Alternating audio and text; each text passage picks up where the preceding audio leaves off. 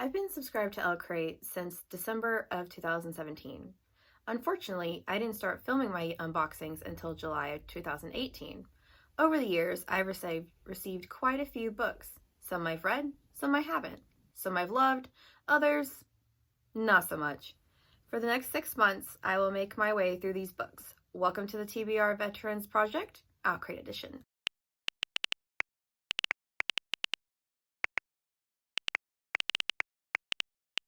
Hello everyone and welcome back to my channel. If you're new here, hi, my name is Haley and you're watching Between the Pages. It is time to pick the books for episode 4 of Owlcrate TBR Veterans. The last episode was a little rough, so hopefully this goes better than last month, or last episode, let's say. So we're just going to go ahead and pick the 6 books. I hope it is kind to me, because it has not been the last couple times. So let's see. What will the first one be? The first one's going to be To Kill a Shadow. So let me find that book. I'm not sure if it's on these shelves or the ones in the living room. So give me a moment. Okay, so book 1 is To Kill a Shadow by Catherine Quinn. I think this is a 2023 or a 2024 because we have a bound in letter. I know this is the one that I fucked up and got 2 copies, and I ended up giving one to my friend Cheyenne to give to her niece. So now we're just going to read what it's about. It says, Defy the night. Jude Maddox knows nothing of love or even light. He only knows his grim duty as the hand of death to lead the knights of the eternal star into a land filled with nightmares and certain demise. It's only when he sees her, a young woman with wild amber eyes who's as fierce, defiant, and swift as the shadow beasts themselves, that he feels the warmth of life in his blood. The other knights may fear their lethal commander with his hard, merciless demeanor. Outcast Kiara Frey sees only a leader, a man who knows how to survive, someone like her. But wanting him is as treacherous as the shadows themselves and just as seductive. With the kingdom on the verge of collapse, the knights must now venture into the darkest heart of the land and uncover the secrets of the misted shadows, where evil will prey upon their minds and feast on their flesh. It will betray their senses, it will surpass their nightmares, most of them will die. But they have no other choice, because the only way to fight the darkness is to become it. So, interesting. Sounds like your garden variety, like dark fantasy. So maybe I'll like this. Who knows? So we're just gonna pick book 2. And book 2 is going to be Lake's Edge, which I'm actually really excited for this one because I remember getting this one and being really excited. So let me grab it real quick. So this is Lake's Edge by Lyndall Clipstone. I do remember this being marketed as a Crimson Peak retelling or like inspired book. This is another one where it doesn't have the summary printed anywhere on it because it has a printed, like there's no dust jacket. It didn't come with a dust jacket. It did come with this awesome like fan art or like character art on the other side of the Dear Reader letter. So I know this is an older one. So let me go grab my laptop or my other phone and we'll read the summary for this. Okay, so I've retrieved my other phone and now I'm just going to read the summary from Goodreads. I don't know if this is the official summary or synopsis, but it's all I have right now. It says, a gothic fantasy about monsters and magic set on the banks of a cursed lake. There are monsters in the world. When Violetta Graceling arrives at haunted Lake's Edge estate, she expects to find a monster. She knows the terrifying rumors about Rowan Sylvanian, who drowned his entire family when he was a boy, but neither the estate nor the monsters are what they seem. There are monsters in the woods. As Leda falls for Rowan, she discovers he is bound to the Lord Under, the sinister death god lurking in the black waters of the lake, a creature to whom Leda is inexplicably drawn. There's a monster in the shadows, and now it knows my name. Now, to save Rowan and herself, Leda must confront the darkness in her past, including unraveling the mystery of her connection to the Lord Under. Oh my gosh, cannot speak apparently, but that sounds really interesting. Like I said, I know this is like Crimson Peak inspired, and I love Crimson Peak, one of my favorite films. So yeah, I'm excited to read that one. So now we're just gonna move on to number 3. Number 3 is The Ivory Key. So let me grab that one real quick. Okay, so book 3 is The Ivory Key by, I'm not even going to pronounce her name because I'll probably butcher it, so that author. I know this one is older. Oh, hey, this one has a bookmark in it that I guess goes with the book. I don't know because I'm very confused because I hate when I do this. I leave bookmarks in there and I'm like, is this for the book or did they just come in the box and I just stuck it inside the book for safekeeping?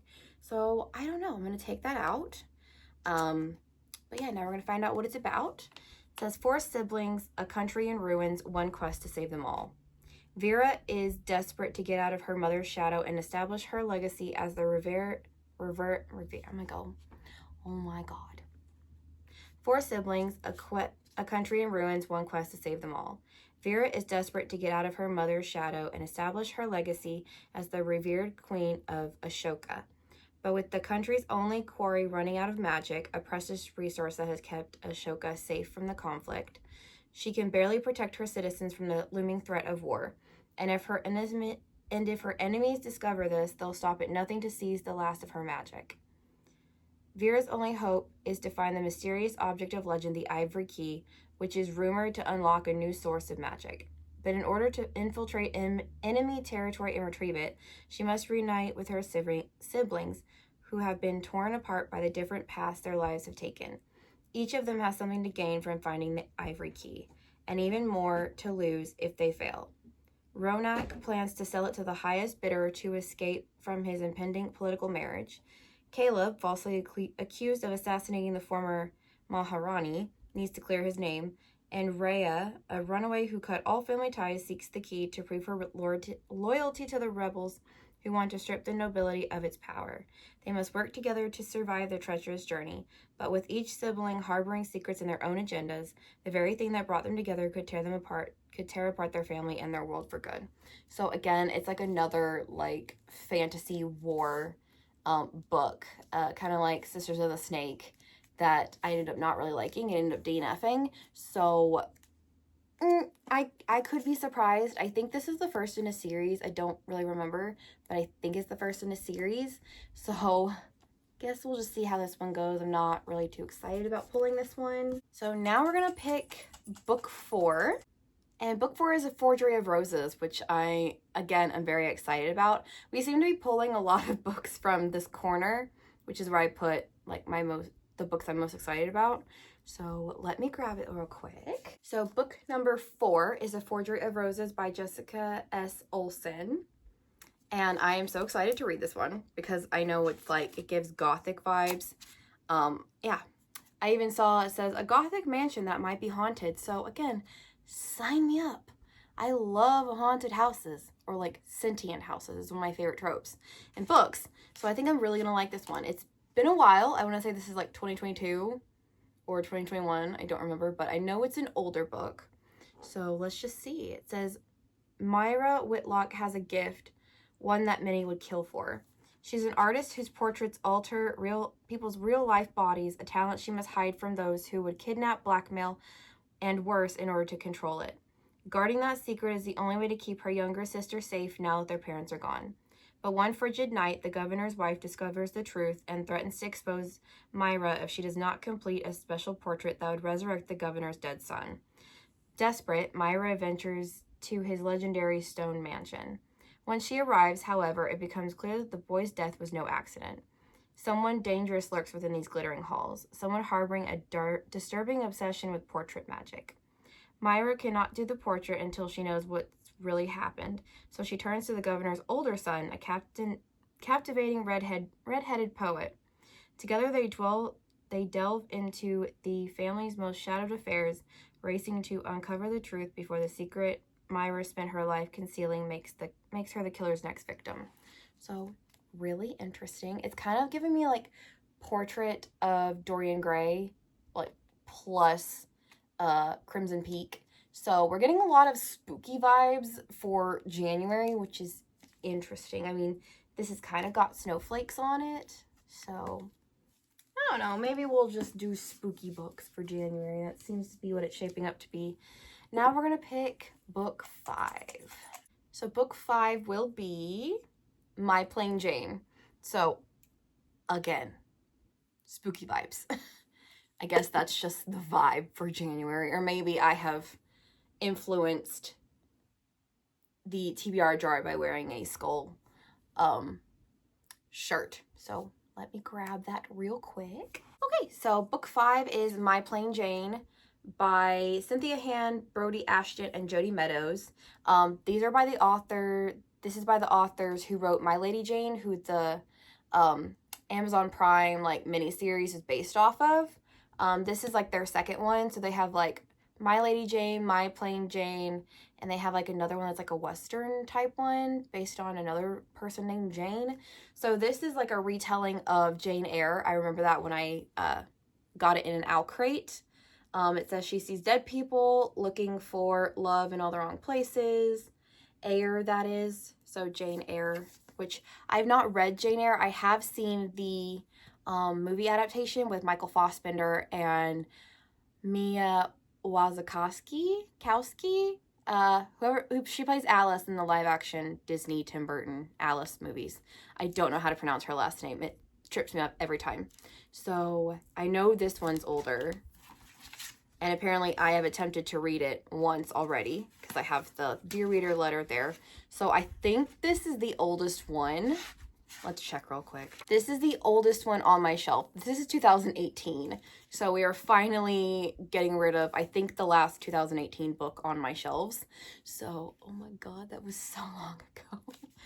Wow, that's why I started this series, honestly, because it actually came from reading Among the Beast and Briars and like audiobooking it, and at the end it said copyright 2020, and I was like, no, we're not doing this again. So 2018 as you can tell because it's kind of discolored. I love the deckled edges though. I wish Owlcrate would do more of these. I just love the way it looks old.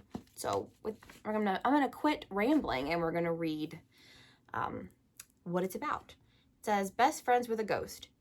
Jane has endured years of hardship and misery and is ready to embark on a new life as a governess at Thornfield Hall. She's rather poor. She's rather plain. Also, she has terrible taste in men. Just try to tell her no. Charlotte is an aspiring art novelist. Yes, she's that Charlotte. And she's determined to capture her best friend Jane's story, even if it means worming her way into the most epic ghost hunt this side of Wuthering Heights. Ghost hunter extraordinaire Alexander is an agent of the Society for the Relocation of Wayward Spirits. He's about to discover something very disturbing going on at a little place called Thornfield. Reader, there will be murder, mayhem, conspiracy, and of course romance. Prepare for an adventure of gothic proportions in which all is not what as it seems, and a certain gentleman, Mr. Rochester, is hiding more than skeletons in his closets. So, like I said, I do know a little bit about Jane Eyre. I've never read it. I've seen adaptations of it. So I know that, like, Mr. Rochester is, like, hiding his, like, wife, estranged wife, ex-wife, whoever, like, in his attic. And that's why Jane thinks that where she's staying is haunted. So I do know a little bit about Jane Eyre, but this seems like it'll be funny. Maybe this one will be okay. And now we're going to pick the 6th and final book. I swear to God, if I pulled Divine Rivals, we're not doing that. I'm going to pull something else. Because I'm getting, like, do you see this? We're running pretty thin on books. So, I really don't want to pull Divine Rivals because I don't want to read 7 books. We have Violet Made of Thorns. I've heard really good things about this one. So, let me grab that. So, the 6th and final book is A Violet Made of Thorns by Gina Chen. I have heard this is kind of like a generic like YA fantasy, which honestly I'm fine with. Because like I said, this last month's episode, or this last episode of Owlcrate TBR Veterans was rough. It was rough. So I am down for like generic like popcorn YA books. I'm in the mood for that. So now we're going to find out what it's about. I know that this is an older one because we have a printed Dear Reader letter. There is always the There's always a price for defying destiny. Violet is a prophet and a liar, influencing the royal court with her cleverly phrased and not always true divinations. Honesty is for suckers, like the so not charming Prince Cyrus, who plans to strip Violet of her official role once he's crowned at the end of the summer, unless Violet does something about it. The boy must die before the summer's end. But when the king asks her to falsely prophesy? That's how I pronounce that word? Cyrus's love story for an upcoming ball, Violet awakens a dreaded curse, one that will end in either damnation or salvation for the kingdom, all depending on the prince's choice of future bride. Violet faces her own choice, sees an opportunity to gain control of her destiny no matter what the cost, or give in to the ill-fated attraction that's growing between her and Cyrus, or you will burn. Violet's wits may protect her in the cutthroat court, but they can't change her fate. And as the boundary between hatred and love grows ever thinner, Violet must untangle a wicked web of deceit to save herself and the kingdom or doom them all. So we've got enemies to lovers. So, interesting. Again, I know, generic YA fantasy, which is fine, honestly. Because like I said, the last episode was rough, considering it was filmed across like 4 months and various things. So these are the 6 books that I will hopefully read and not DNF, because last episode there was a lot of DNFs. So I'm actually looking forward to some of these books. I've been looking at them for a while. I've got to rearrange the shelves because my goal is to, even if I don't finish a book, it doesn't go back on these shelves. It's not going back. Just like Witches Steeped in Gold is not going back on these shelves. I don't care. I'm not putting it back on these shelves. So I've got to rearrange these.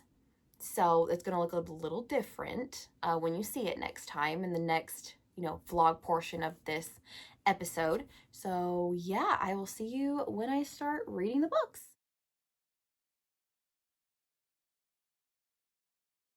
So the book for this month is Silver in the Bone by Alexandra Bracken. So I am halfway through Silver in the Bone by Alexandra Bracken.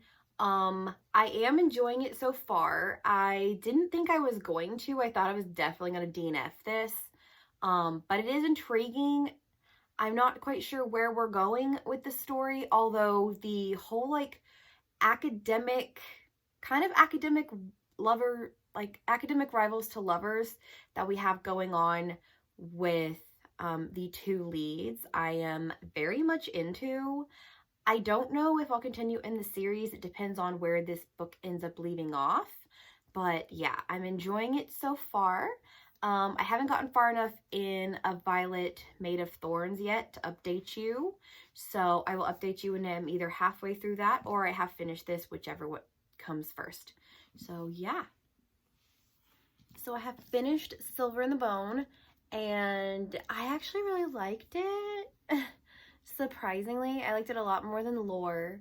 I think I am going to go ahead and buy the matching sequel, the Owlcrate sequel, just because I really want to know where this story is going, because it kind of left off on a part where I could stop and not continue with the series, but I kind of want to know what happens, because there was a huge reveal at the end, and I'm like, okay, so now we have 2 characters that are on opposing sides, and I need to see them reunite. I need to know what's going to happen with this story. I want to know if some characters that are dead are going to come back. So yeah, I actually was really surprised and I actually really liked this. So that's the first book.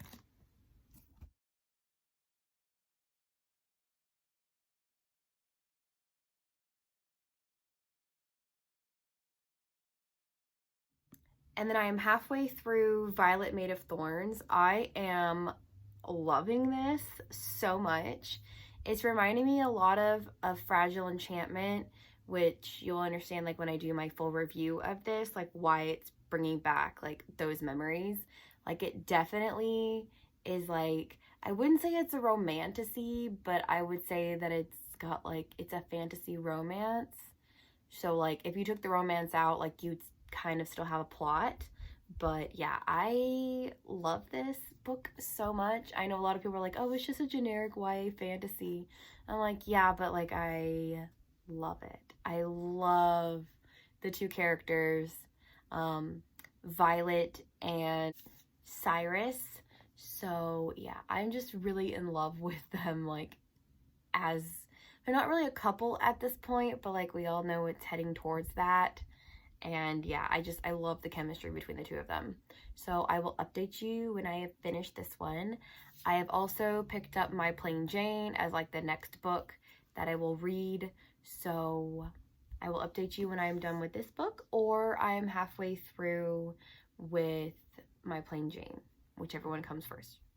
So I have finished Violet Made of Thorns by Gina Chen. I gave this a 4.5, so the same as the Spell Shop, because I knocked half a star off for the ending.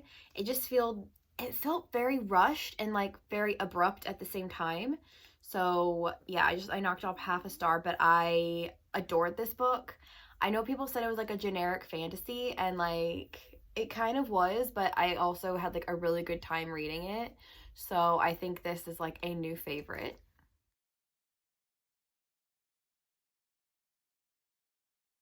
So the book we have is My Plain Jane.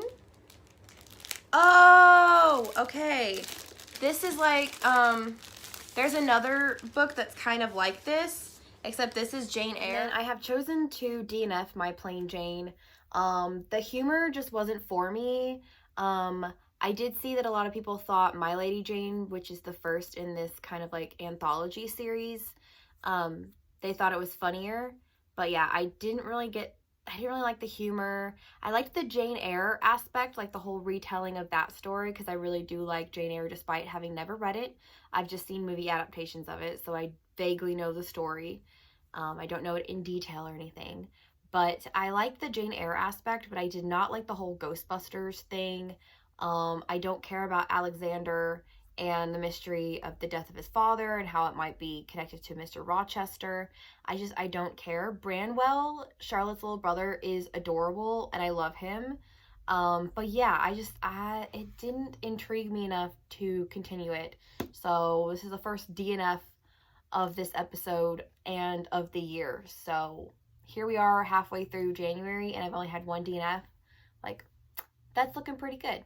So yeah, I am currently reading A Forgery of Thorns, and then the next step will be the Ivory Key. So I will update you when I have gotten halfway through either of those books.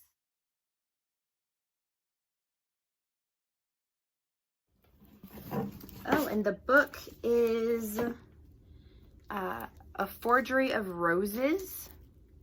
Never heard of it.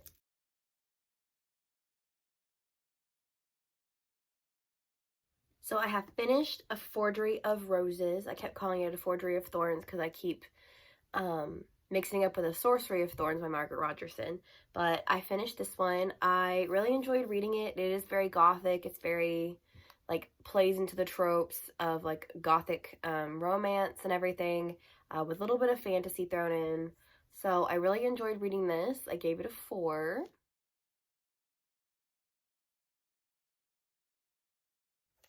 And the book that we got for January was The Ivory Key by, I'm not even going to pronounce that name because I'm going to butcher it. And then I have chosen to DNF the Ivory Key, which I kind of figured I was going to DNF it. So this is the second DNF of the year and of this video. Again, it is a generic YA fantasy war book where you're thrown in and the country is at war with some other country and they're like trying to prevent a war and everything like that, and that just does not interest me. I'm more of, I don't mind like war in my fantasy books, but I like it when it builds up to it instead of throwing you right in the middle of it. Plus there are 4 different characters, so the 4 siblings, so that means there's like 4 different like subplots going on, and it's just a lot to follow. And I'm just like, I got halfway through, I'm like, this isn't holding my attention. I don't care about any of the characters. I don't care where the story's going. So I am choosing to DNF this. And I am currently reading To Kill a Shadow, and then I'll be moving on to Lake's Edge. It is now the 2nd of February, so we are nearly done.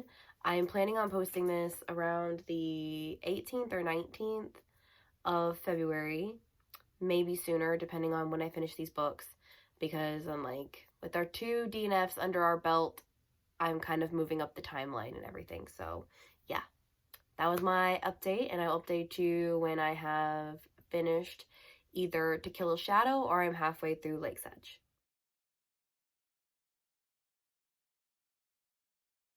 The book is To Kill a Shadow. When I first pulled it out, I was like, wow, this thing is really short. Like, not short, but like short. Like, it is short. I have taller books than this. So I am halfway through To Kill a Shadow, and I'm liking it a lot more than I thought I was going to. I went into this thinking it's gonna be like a generic, like, YA fantasy, kind of like Violet Made of Thorns. But in this we have an assassin, like, main love interest, and I love him. His name is Jude. And then the main character, Kiara, she is great. She is kind of like a, like, I'm not like other girls type character, where she's like, I'm not dainty, I'm not feminine, I'm not any of these things that other girls are, which I don't really care. I don't really mind that in a main character, because I don't know, it's just, it doesn't bother me like it does some people. But yeah, I'm halfway through this. I am loving it. The first half has very like Mulan training type vibes. The second half is feeling a lot like Silver in the Bone by Alexander Bracken. So they go out into the mist, which is kind of in the forest surrounding the fortress where they train and everything, and it makes people crazy and like turns them against each other and everything. So yeah, first half I really liked. The second half, it's kind of starting to slow down. I have a couple theories about what's going on with Kiara and everything. So yeah, I will update you when I have finished it. So I have finished To Kill a Shadow, and I gave it a 4. I really did enjoy reading this book. I gave it a 4 because the beginning, like the first half and the second half, feel like they're 2 totally, completely different books. It kind of seems like there's a pacing shift and a tone shift. So it doesn't really feel like you're reading the same book after they leave like the training camps or whatever and like go out into the mist. It's kind of like when it starts to slow down and like things start to get really dark and things like that. So I did like this book. I will be continuing in the series. Unfortunately, Owlcrate never did a matching cover for this one, so I'll be purchasing the trade cover, and my books just won't match because they just decided they weren't going to do a matching sequel to this. So like I said, I have finished To Kill a Shadow. Maybe it's a love triangle. There's no dust jacket. This is just printed directly onto the book. So that's what that looks like. And this is what the back says. There are monsters in the world. There are monsters in the woods. There's a monster in the shadows. And now it knows my name. Interesting. Which means we are moving on to Lake's Edge. This is the last book of this vlog. It is now the 10th. No, it's the 10th of February. So I really need to read like all of this week and get this out hopefully by the weekend. So yeah, I'm excited to read this one, another gothic book. So yeah, this will be the last book of the vlog, and I'll let you know when I'm halfway through with it. So I am halfway through Lake's Edge. Well, I'm actually further than halfway. I am like almost 70% through because I kind of messed up and forgot to update you guys and just remembered that I never filmed a clip for Lake's Edge. And so like I said, I am like 70% through. I'm like 130 something pages from the end. Sorry about that. So I am liking it so far. It is giving Crimson Peak vibes. But we've also kind of got like a death god who like I think is like low-key like in love with the main character. So I do like that trope because like I said, I like villain gets the girl, underworld, God, you know, takes the love interest into the underworld, because he currently like wants her soul, and she's made like a Faustian bargain with him when she was a child. So he's kind of like come to collect on that. And so, yeah, I'm just really loving it so far. Time will tell how it ends and whether I end up purchasing Forest Fall. Unfortunately, I won't be able to find the matching cover because Owlcrate did a matching cover for this like years ago. So I would have to purchase the non-matching cover, which would be fine, honestly. I mean, this is really pretty. I do like this like printed hardcover, but it would be super hard for me to find Forest Fall, because I've kind of looked and a lot of people sell them together like as a set, and I'm like, well, I don't need two, I just need one of them. So yeah, I don't know if I'll continue in this series. I guess we'll just have to see how I feel when I'm done with it. So I have finished Lake's Edge, which means we have come to the end of this vlog, finally. I gave this a 3.75 because it wasn't quite a 3 and I couldn't give it a 4.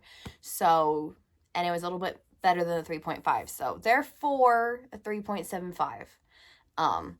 I did enjoy reading this book. Let me just say the ending, loved it. It did my favorite thing, which is underworld death god takes main character to the underworld and like keeps her there.